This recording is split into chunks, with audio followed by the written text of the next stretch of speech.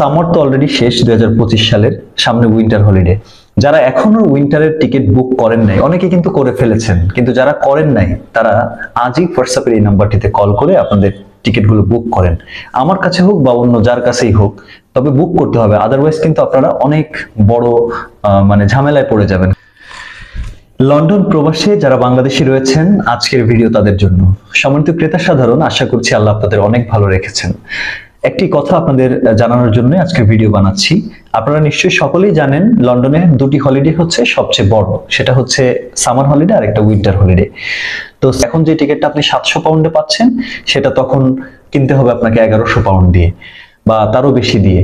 এজন্য আমি আপনাদেরকে বলবো, আপনারা টিকিটগুলো, উইন্টারের যে টিকিট যারা পারচেস করতে চান, এখনই সময়, উত্তম সময় আপনার টিকিট পারচেস করার।